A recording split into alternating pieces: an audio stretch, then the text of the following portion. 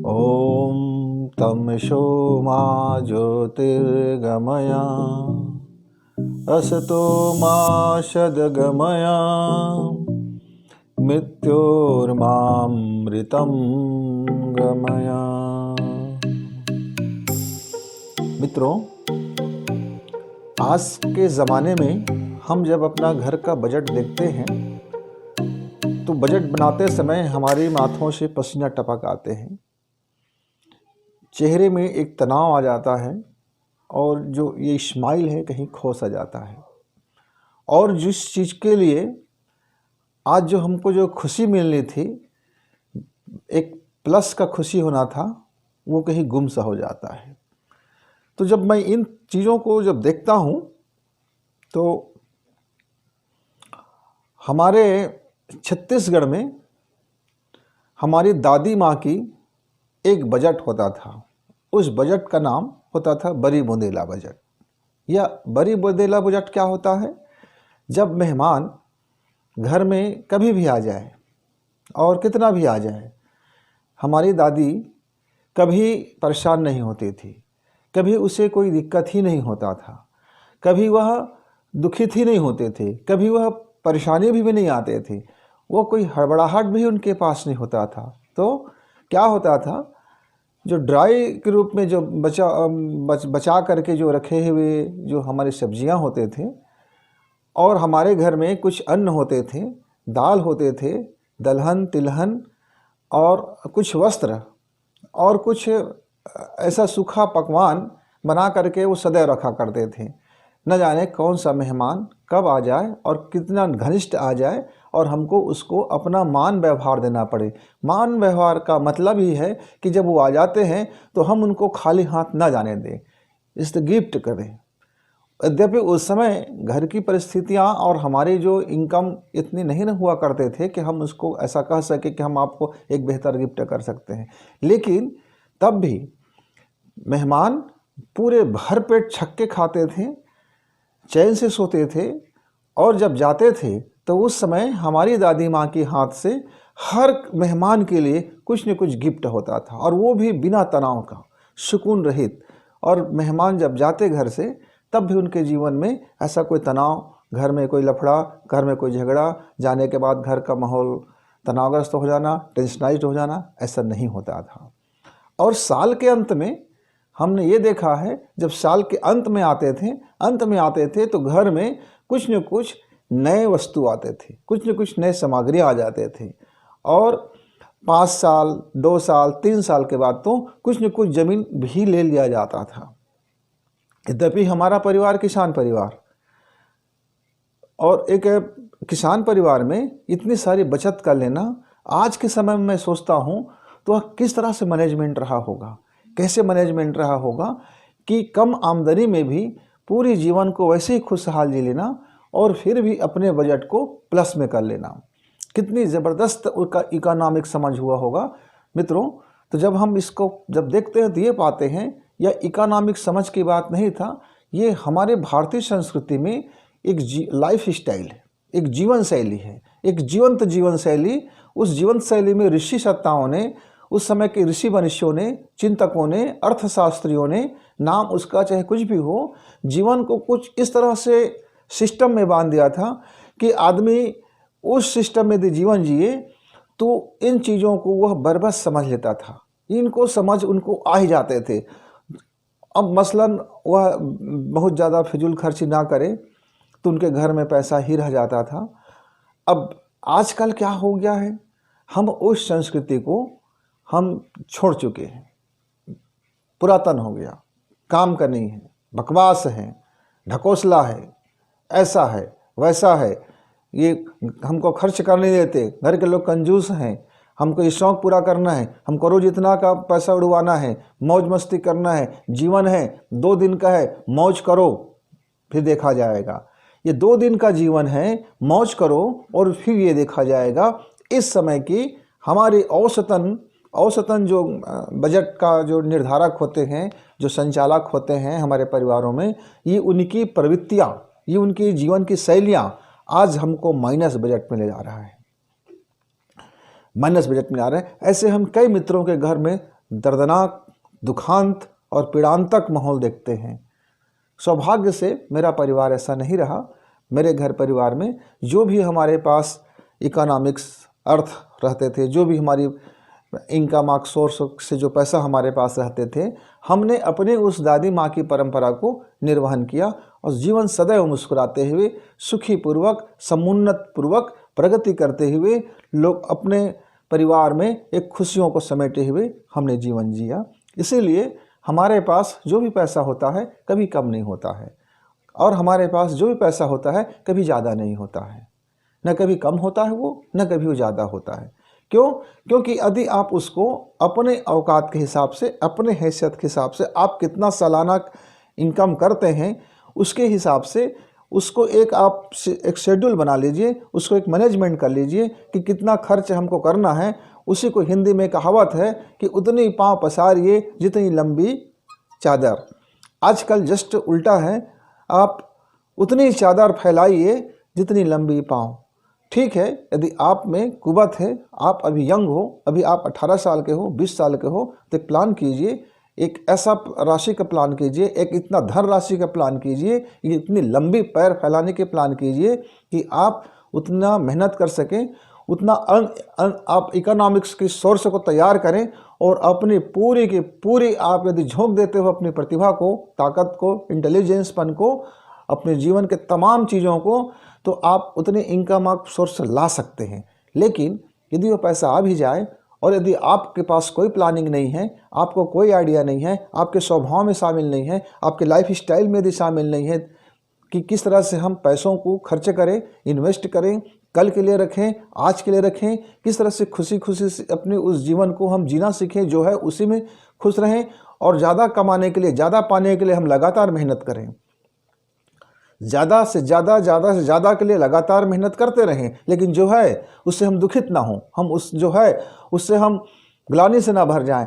अब जब हम देखेंगे कि मेरा पड़ोसी के पास ये है, मेरे पास नहीं है, मेरे पड़ोसी के पास बड़ी कीमती कपड़ा है, मेरे पास नहीं है, मेरे पड़ोसी के पास शानदार महल है, मेरे पास नहीं है, मेरे पड़ोसी शानदार घड़ियां पहनते हैं, मेरे पास नहीं है, मेरे पड़ोसी के कपड़े हजारों 30,000 40,000 के रहते हैं, मेरे पास तो केवल 200-400 के कपड़े मैं पहनता हूँ, मेरे पड़ोसी के पास 10,000 20,000 के जूते पहनते हैं, मैं तो भाई 300 रुपये का स्लीपर पहनता हूँ, जूते चप्पलें पहनता हूँ। मेरे पड़ोसी के पास शानदार कपड़े होते हैं, मेरे पास नहीं होते हैं। मेरे पड़ोसी के लाइफ स्टाइल में ऐसा है कि 10 नौकर रखे रहते हैं, सोते जागते उठते बैठते हर चीज़ के लिए नौकर रखा हुआ है। मेरा तो हर काम हमको हाथ से करना पड़ता है। जब तक आप अपने पड़ोसी से या किसी गैर से अपनी तुलना करते रहोगे, तब तक आप दुखित रहोगे, महादुखित रहोगे, पीड़ित रहोगे और महापीड़ित रहोगे, और आपका जीवन बदतर रहेगा। आप कभी सुख चैन से नहीं जी सकोगे। इसलिए आप जब मनी को मैनेज करते हो, जब धन को मैनेज करते हो, तो आप अपनी लाइफ स्टाइल को भी मैनेज कीजिए। लाइफ स्टाइल को मैनेज करते ही आपकी धन संपत्ति, जो अभी तक ऋण था, जो कर्ज से दबे रहे थे, कर्ज में लगातार जो परिवार जा रहा है, आप उनसे सीखो। आपका परिवार हमेशा प्लस में हो सकता है, हमेशा 2 पैसे की प्लस में हो सकता है।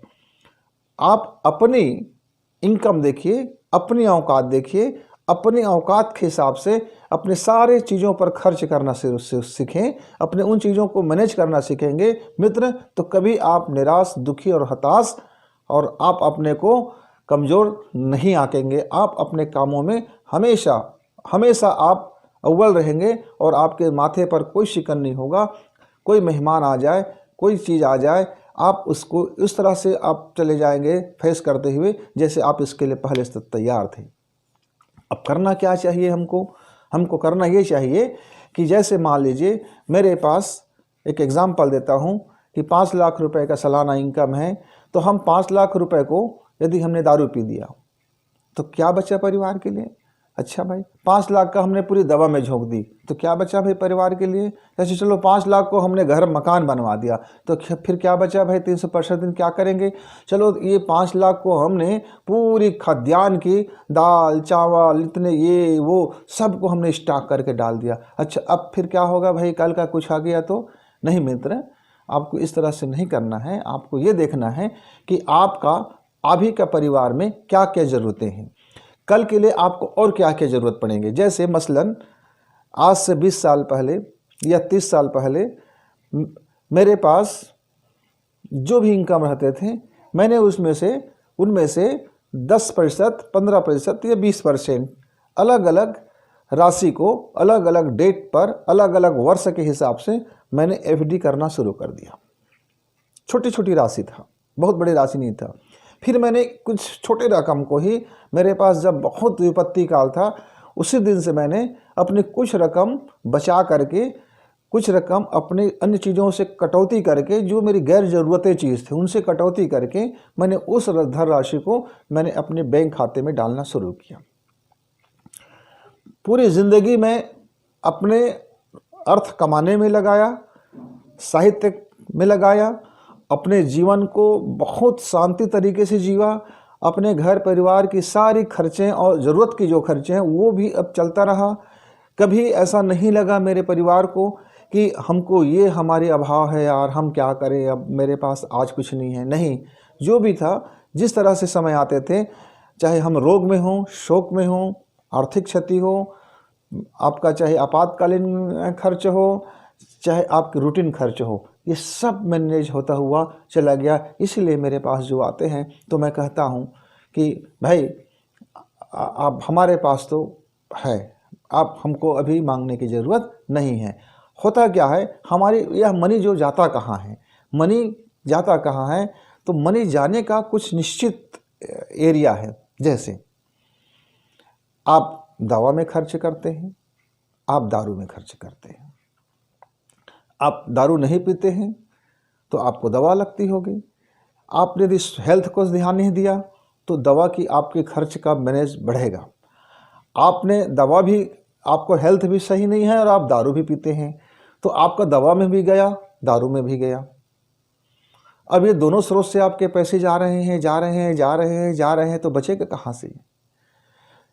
अब एक तरफ आपको शिक्षा में खर्च करना है। यदि अपने बच्चों के लिए पढ़ाने के लिए आप कल के लिए उनके पैसा नहीं रखेंगे, शिक्षा के लिए, एजुकेशन के लिए, तो फिर बच्चे आपके काबिल नहीं बनेंगे, तो बच्चे अभावग्रस्त हो जाएंगे, तो बच्चों का लाइफ स्टाइल बदल जाएगा, तो बच्चों का सोच बदल जाएगा, बच्चों का जीवन शैली बदल जाएगा, तो बच्चों के स्तर बदल जाएंगे। तो आपको एजुकेशन में भी शिक्षा और भिक्षा, आप बस उसको इतना दे दो, उसको इतना दे दो, आ गया मांगने आ गया, दे दियो, मंगन को दे दो, मंगन को देते जाओ, मंगन को देते जाओ, मंगन को देते जाओ, तो आपका बजट बिगड़ेगा। शिक्षा के लिए बचाइए और भिक्षा तभी दीजिए जब आपके पास बचत से ज़्यादा बचत है। दवा के लिए आप रखिए, लेकिन दारू के लिए बिल्कुल पैसा मत रखिए, क्योंकि दारू आपके लिए सही बिल्कुल नहीं होता है। परंपरा, कुछ ज़रूरतें होती हैं, जैसे मसलन हमको एक अच्छा भोजन करना है और एक अपने हिसाब से कपड़ा भी पहनना है, अपना मकान भी रखना है, अपने ज़रूरतों को पूरा करना है, आजकल के जो समय के हिसाब से आपको ख़रीदारी भी करना है, तो वो ज़रूरतें चीज़ें आप अपना एक बजट बना करके आप उसको धीरे धीरे करके लेते रहिए। लेकिन गैर ज़रूरत की चीज़ें, जैसे परंपरागत चीज़ें हो गया कि फलाना त्यौहार आ गया तो इतना दान कर दो, फलाना शौक हो गया तो इतना दान करो, आपको घर में ये सुन लेनी चाहिए, आपको ये आयोजन करना चाहिए, आपको वो आयोजन करना चाहिए, वहाँ उनको इतना दे देना चाहिए, वहाँ उनको इतना देना चाहिए, आप वहाँ गए तो घंटी हिला दिया, इतना देनी चाहिए, तिलक लगा दिया, इतना देनी चाहिए, आपकी किसी ने तारीफ़ कर दिया तो इतना खर्च करना चाहिए, आपके घर में नए बच्चे आ गए तो आपको मनमाने जन्मोत्सव पर पैसा उड़ा देनी चाहिए। ये जितनी भी परंपरा यानी गैर ज़रूरत की चीज़ें हैं, उस पर आप जितना ज़्यादा खर्च करोगे आपका बजट बिगड़ेगा, और बजट बिगड़ने से जीवन में तनाव आएगा, और तनाव आने से मनी राम और बिगड़ता हुआ चला जाता है। नहीं भाई, हम तो कुछ में खर्च नहीं करेंगे, चलो आज एक काम करते हैं, अपने पास हम खाने पीने की कटौती कर लेते हैं, कपड़ा में कटौती कर लेते हैं, मकान में कटौती कर लेते हैं, एजुकेशन में कटौती कर लेते हैं, दवा में कटौती कर लेते हैं, ये सारा पैसा बचा के रखते हैं। कल किसका काम आएगा भाई? तुम्हारे मरने के बाद मरने का काम आएगा। पूरा जीवन तो आपका इसी में लग जाएगा कि नहीं, कटौती कटौती कटौती कटौती। तो मित्र, आपको अर्थ संयम की एजुकेशन की ज़रूरत है। अर्थ संयम का तात्पर्य ये नहीं होता कि आपको पूरी तरह से सारे खर्च को कटौती करके पैसों की अंबार में, ढेर में आप उसको अगरबत्ती जलाते रहो। अर्थ संयम का मतलब होता है कि आप अपने जो पैसा है, आपका जो मनी है, उस मनी को ठीक ठीक आप मैनेजमेंट करो। अब जब धनी राम है तब मौज मस्ती है, अब धनी राम चला गया तो फाके मस्ती हो गए। तो इस तरह से आपके बजट यदि हो जाता है तो आप निश्चित तौर से अनिश्चितता के शिकार बनेंगे। तो आपके लिए सोचिए इस बात को कि आपका जो घर का घरेलू बजट है, क्या उसमें आप अपना प्लस बचा के रखते हो? क्या उसमें आपने कुछ संपत्तियां अभी से थोड़ा थोड़ा करके आप जमा करना शुरू करते हैं? क्या आप अपनी संपत्तियों को एक निश्चित बंटवारा करके चलते हैं कि आज मेरे पास 1 रुपये है तो इस 1 रुपये में मैं 5 रुपये का कहाँ खर्च करूं, 10 रुपये को किस खाते में जमा रखूं, 10 रुपये का मैं क्या अपने शौक़ के लिए लूं, 10 रुपये को क्या हम अपने परिवार की ज़रूरतों के लिए बचा कर रखें, 10 रुपये को हम अपने मकान में खर्च डालें और 10 रुपये को आपातकाल के लिए रखें और साल भर तक वह पैसा आपका आपातकाल के लिए ऐसा पड़ा रहे कि बिल्कुल आपको ना लगता रहे कि मेरे पास पैसा है। वो आपके पास पैसा नहीं है मान करके आप उसको बचा के रखिए, क्योंकि कहा जाता है कि रोग शोक और आपत्ति कभी भी आ जाता है, किसी को पता नहीं चलता। तो इसके लिए भी आपको ज़रूरी है, यदि आप परिवार में, इस समाज में आप सुखी और समुन्नत ज़िंदगी चाहते हैं मित्र, तो आप अपना मनी राम को मैनेजमेंट करना सीखें, आप अर्थ संयम सीखें और आप जिह्वा संयम सीखें, आप अपना स्वाद इंद्रिय के संयम भी सीखें और आपने मौज मस्ती को भी संयम करना सीखें। आपका संयम करने से आपकी ज़िंदगी नरक नहीं होगा, आपकी ज़िंदगी बेहतर होगा, बेस्ट होगा। केवल दृष्टिकोण का फ़र्क है, केवल सोच विचार करके आपको उस पैसे का सदुपयोग करना है, उपयोग करना है। उपयोग से ज़्यादा अच्छा होता है सदुपयोग होता है, दुरुपयोग तो कतई नहीं करना है आपको। दुरुपयोग करेंगे तो परेशानी में ही पड़ेंगे। तो तय आपको करना है कि आपका घर का बजट दादी माँ की बड़ी बुंदेला से बनाई जाती है कि आपका घर का बजट दवा और दारू से बनता है। आपके घर का बजट किस पे ज़्यादा जाता है?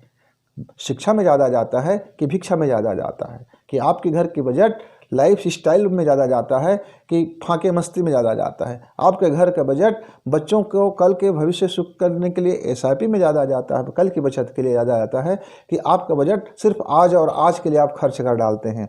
आपको ये देखना है कि आपका जो भी कमाई होता है आप उसको अपने ही जेब में ठुसे पड़े बैठे रहते हैं कि उसको आप वितरण कर देते हैं। आपको ये भी देखना है कि आप जो खर्च करने की स्टाइल है, क्या आप अपने परिवार में अपने बच्चों को ऐसी शिक्षा देते जा रहे हैं? आपके बच्चे, आपके परिवार वैसे सीखते भी चले जाएंगे, उसको पाठशाला की ज़रूरत नहीं है।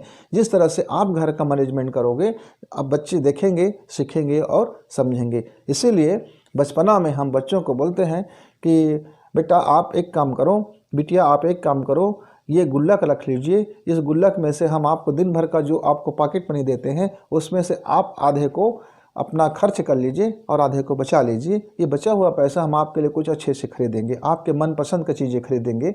ऐसा करके हम मनी ऑफ सेव का छोटा छोटा उसको सिखाते रहते हैं और ये भी सिखाते हैं। मार्केट में जब जाते हैं तो बहुत सारी चीज़ आकर्षक के देखते हैं तो उनको बताते हैं कि ये हमारी बिल्कुल ज़रूरत के नहीं है, हाँ ये हम आपकी खुशी के लिए लेते हैं, ये त्यौहार है तो ये हमने आपके लिए खरीद लिया, ये त्यौहार में हमने आपको ये दे दिया, आप आज चलिए खुशी मनाते हैं। आज इतना बजट हम इसको थोड़ा सा फिजूल खर्ची में लगा देते हैं, इतना बजट हम अपने शौक़ में लगा लेते हैं, इतना बजट हमारे पास बचा हुआ है तो हमारा फन भी बना रहेगा, मस्ती भी बना रहेगा, घर में संपत्ति भी बना रहेगा, खुशियाँ भी बना रहेगा और अभावग्रस्त जीवन नहीं होगा।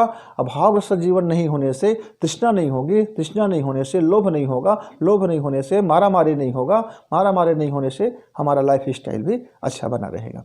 छोटी सी सूत्र है कि आप जियो, खुश होकर जियो, मस्त होकर के जियो, पर मनी राम का उपयोग हिसाब से कीजिए और धनी राम से आप कंगाल राम मत बनिए, धनी राम से और धनी राम बनिए और धनी राम बनते जाइए। आप कंगाल पति ना बनिए, आप अरबपति बनते जाएं, करोड़पति बनते जाएं, खरबपति बनते जाएं, लेकिन आप लखपति से कंगालपति ना बने। आपका बजट में इसका खास ख्याल रखा जाए। मित्रों, हमारे हर परिवार में यह बजट बड़ा मायने रखता है। हो सकता है कि आपको कहीं इसमें कुछ मदद मिला हो कि हमारी बजट में कहाँ लीक हो रहा है, कहाँ लीकेज है। हम उस बजट के अपने लीकेज को थोड़ा देखें और यदि रोक सकते हैं तो रोकें। तो आपको यदि लगता है यह उपयोगी है यह हमारा वीडियो, तो निश्चित तौर से आप हमारे इस चैनल को सब्सक्राइब कीजिए और बेल की आइकन को भी आप नोटिफिकेशन के लिए दबा के रखिए और अपने 2-4 मित्रों को आप थोड़ी सी शेयर कर देंगे तो उस मित्र तक भी यह हमारा संदेश पहुँचेगा, वो चिंतन पहुँचेगा, वो मनन पहुँचेगा और उन्हें भी लाभ होगा। जैसे उन्हें लाभ होगा, उन्हें अच्छा लगेगा, तो एक थैंक यू का आपको फ्री गिफ्ट मिलेगा और यह थैंक यू का गिफ्ट आप इकट्ठा करते जाइए। ये थैंक यू हमारे लिए बड़े काम के होते हैं, बड़े अनमोल होते हैं। दोस्त मित्र, धन्यवाद।